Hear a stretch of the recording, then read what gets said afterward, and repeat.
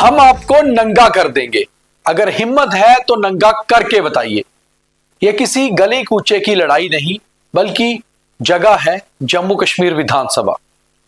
पक्ष और विपक्ष, बीजेपी और नेशनल कॉन्फ्रेंस, मगर ये दो बयान हैं चाचा और भतीजा के। क्या रिश्तों को तार तार करती हुई ये स्पीच है, जिसमें कि एक दूसरे पर कीचड़ उछालने में कोई कमी नहीं छोड़ी गई, और दोनों ही बहुत आला दर्जे के दिग्गज नेता है। रिश्ता चाचा भतीजा का, मगर कम से कम जो शुरुआत होती है वो एक ऐसे दिग्गज नेता से होती है जिनका नाम जम्मू की सियासत में बहुत ही इज्जत से लिया जाता है, मदन लाल शर्मा। उनके सुपुत्र श्री सतीश शर्मा इस समय मंत्री हैं, और उनके छोटे भाई श्री श्यामलाल शर्मा बीजेपी में जम्मू नॉर्थ से विधायक है तो पक्ष और विपक्ष, मगर ये विपक्ष और विपक्ष, मगर इस पक्ष और विपक्ष में परिवार कहां से आ गया? परिवार और आपसी खून के रिश्ते कैसे तार तार हो गए? हालांकि बाद में जब समझ आएगी तो शायद दोनों को कहीं इस बात का एहसास होगा कि गर्मजोशी में कुछ ज्यादा बोल गए। ये सारे मामले की शुरुआत कहां से हुई, ये भी आपको बताते हैं। पहले आप ये वीडियो देखिए। तो आपने ये जो वीडियो देखा, इसमें आपको समझ आया कि चाचा श्यामलाल शर्मा और भतीजा सतीश शर्मा दोनों आपस में विधानसभा के अंदर कैसे भिड़ गए और एक दूसरे पर कैसे बयानों की बौछार कर दी, और बयान भी ऐसे जिसे नॉर्मली अनपार्लियामेंट्री लैंग्वेज कहा जाता है। मगर इसके पीछे का कारण क्या था, यह भी देखना और जानना बहुत जरूरी है। दरअसल मामला और लड़ाई है पक्ष और विपक्ष की, यानी कि सरकार की और विपक्ष की। जम्मू कश्मीर विधानसभा में आज मुख्यमंत्री उमर अब्दुल्ला को बजट पर अपना रिप्लाई पेश करना था, और as a leader of the house मुख्यमंत्री सबसे आखिर में बोलते हैं।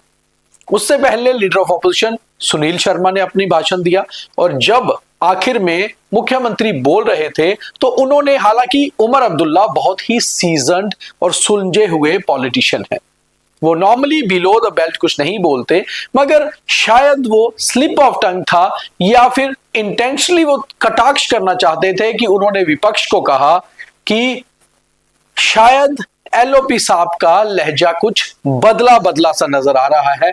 और मैं जानता हूं इसके पीछे का कारण यह है कि कुछ दिन पहले होम मिनिस्टर अमित शाह जम्मू आए थे और शायद इन्हें जूते पड़े हैं उनसे। अब यह स्लिप ऑफ टंग था या जानबूझकर किया गया कटाक्ष, मगर यह कहना नहीं चाहिए था, और शायद इसके पीछे का कारण कुछ और था, क्योंकि बार बार मुख्यमंत्री बोलते रहे कि लेट मी क्लियर, मुझे क्लियर करने दीजिए। अब उनका भी बयान सुनिए। ऐसा लगता है कि होम मिनिस्टर साहब के आते आते आप लोगों को ऐसे जूते पड़े कि पिछली तकरीर जो आप लोगों ने। तो आपने सुना कि ऐसे मुख्यमंत्री मुस्कुराते हुए एक ऐसी बात बोल गए जिसके ऊपर विपक्ष बीजेपी के सभी सदस्य खड़े हो गए, और उन्होंने कहा कि मुख्यमंत्री इसके लिए माफी मांगे, सरकार इसके लिए माफी मांगे। मगर वहीं दूसरी ओर उप मुख्यमंत्री और बाकी मंत्री भी खड़े हो गए, और पीछे उनके विधायक भी, कि हम माफी नहीं मांगेंगे। यह नारेबाजी करीबन 4-5 मिनट के लिए चलती रही, और ऐसे में मंत्री सतीश शर्मा खड़े हो गए। मंत्री सतीश शर्मा विपक्ष पर लगातार इस तरह के कटाक्ष करते रहते हैं, और आपको अगर याद होगा तो कुछ दिन पहले मुख्यमंत्री ने खुद कहा था कि वो भी चाहते हैं कि उनकी कुर्सी के नीचे भी ऐसा स्प्रिंग हो जैसे सतीश शर्मा जी की कुर्सी के नीचे है, कि वो बार बार खड़े होते हैं और उछलते रहते हैं। तो शायद वो भी उन्होंने उस दिन मजाकिया लहजे में कहा था। सतीश शर्मा ने खड़े होकर बहुत ही बेबाक तरीके से गुस्से में विपक्ष पर कटाक्ष करने शुरू कर दिए। ऐसे में उनका सामना हुआ उनके अपने सगे चाचा श्यामलाल शर्मा से। अब दरअसल श्यामलाल शर्मा जी को भी सियासत में लाने वाले सतीश शर्मा के स्वर्गीय पिताजी श्री मदन लाल शर्मा ही थे, और मदन लाल शर्मा को दरअसल इस बॉर्डर बेल्ट की, अखनूर, जोड़ियां, खोड़ की सियासत का एक बहुत दिग्गज नेता माना जाता है। कई बार सतीश शर्मा को आपने कहते हुए सुना होगा कि मेरे बाप ने बीजेपी को 11 बार हराया, तो वो सारी इलेक्शंस का हवाला देते हैं। मगर आखिर में मदन लाल शर्मा का मैंने भी तब इंटरव्यू किया था 2014 में, जब वो पहली बार बीजेपी के जुगल किशोर शर्मा से ही हारे थे। मगर मदन लाल शर्मा की एक बहुत खासियत थी, वो बहुत ही मैच्योर लीडर थे। वो हर बात को बहुत अच्छे लहजे में कहते थे। मुझे आज भी उनका बयान याद है। उन्होंने मेरे साथ ही एक चैनल के इंटरव्यू में कहा था कि मेरे छोटे भाई हैं जुगल किशोर शर्मा, अगर उन्होंने मुझे हरा भी दिया तो फिर क्या हुआ, चुनावों में हार जीत तो चलती ही रहती है। और मैं उन्हें शुभकामनाएं देता हूं कि वो एज ए सांसद बहुत अच्छा काम करें और लंबा चले। और आज देखिए तीसरी बार जुगल किशोर शर्मा सांसद बन गए हुए हैं। तो शायद ये उनकी दुआएं ही होगी, क्योंकि उस समय नेता क्रेडिबिलिटी के लिए जाने जाते थे। खैर, मदन लाल शर्मा जी को तो आप सब जानते हैं, बहुत दिग्गज नेता थे। मदन लाल शर्मा जी ही अपने छोटे भाई श्यामलाल शर्मा को सियासत में लेकर आए थे, जब उन्हें आरएनबी मिनिस्टर रहते हुए सीधे सांसद बनने के लिए पार्टी ने मैंडेट दे दिया था। 2014 के बाई इलेक्शन हुए थे और उस समय जब वो चुनाव लड़े थे तो उन्होंने अपने छोटे भाई श्यामलाल शर्मा को अखनूर से उपचुनाव लड़ाए थे और वहां से विधायक बनाया था। उसके बाद श्यामलाल शर्मा 2009 में दोबारा चुन के आए और मंत्री भी बने। हालांकि श्यामलाल शर्मा कहते हैं कि उन्हें मैंडेट देने को लेकर गुलाम नबी आजाद साहब का भी बहुत बड़ा रोल है, मगर सबसे बड़ा रोल श्यामलाल शर्मा जी के पीछे मदन लाल शर्मा जी का ही है। खैर, अपने भाई को भी सियासत में लाया और उसके बाद अपने पुत्र को भी सियासत में लाने के पीछे मदन लाल शर्मा जी का रोल था। उन्होंने ना केवल अपने बेटे को सियासत में लाया, बल्कि पहले उसे सियासत सिखाई। सतीश शर्मा करीबन 20 साल अपने पिता के साथ रहे हैं, शायद उससे ज्यादा भी सियासी तौर पर उनकी सियासत का हर पहलू समझा है। जब हम कभी मदन लाल शर्मा जी से मिलने जाया करते थे या उनके इंटरव्यू करने जाया करते थे, मेरी भी उम्र कुछ ज्यादा नहीं थी, हालांकि ये बात जर्नलिज्म की करियर की है, तो उस समय Satish Sharma as a beginner उनके पास बहुत बार बैठे हुए मिलते थे और चीजें समझते थे, सीखते थे, पढ़े लिखे भी हैं। मगर आज जिस तरह से विधानसभा के अंदर चाचा भतीजा ने एक दूसरे पर कीचड़ उछाला, दरअसल वो सही नहीं है।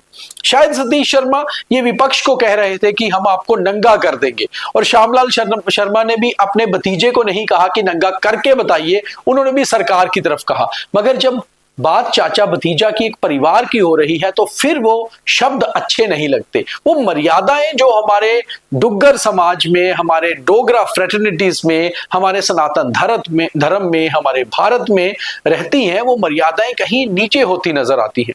कई बार हम बात करते हैं अनपार्लियामेंट्री लैंग्वेज की, तो इसी को अनपार्लियामेंट्री लैंग्वेज कहा जाता है। तीखी बहसें तो होती हैं मगर शब्द सही होने चाहिए।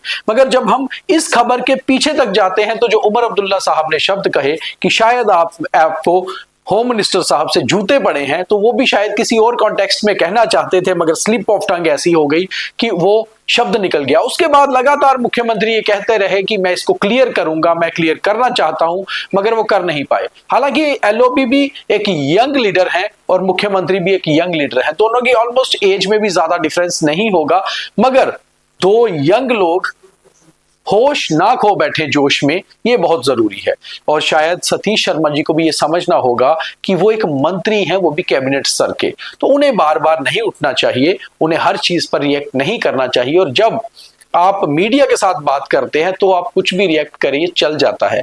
जब आप सदन के अंदर हैं तो सदन की मर्यादा बहुत जरूरी है। तो शायद आज हाउस की कार्रवाई तो खत्म हो गई, उसके बाद मुख्यमंत्री उमर अब्दुल्ला, सतीश शर्मा और श्यामलाल शर्मा तीनों ये एहसास तो कर रहे होंगे कि शायद हमारे मुंह से कुछ गलत निकल गया, और इन सब में जो सदन की कार्रवाई है उस पर असर हुआ। स्पीकर बार बार उन्हें सबको समझाते हुए नजर आए और लगातार ये कहते रहे कि मर्यादा में रखिए, बैठिए, आराम से बात सुनिए। और उम्मीद है कि इन बातों को लेकर, ऐसी चीजों को लेकर सदन की कार्रवाई कहीं खराब नहीं होगी। हालांकि बहुत सारे चैनल्स इस खबर को बहुत और तरीके से चला रहे होंगे, मगर हमारी कोशिश हमेशा ये रहती है कि आपको विस्तार से समझाएं और एनालिसिस करके बताएं कि इसके पीछे का कारण क्या हो सकता है। रिश्तों में शायद कहीं खटास आ गई, मगर मर्यादाओं में गिरावट नहीं आनी चाहिए। बहुत धन्यवाद। जय हिंद।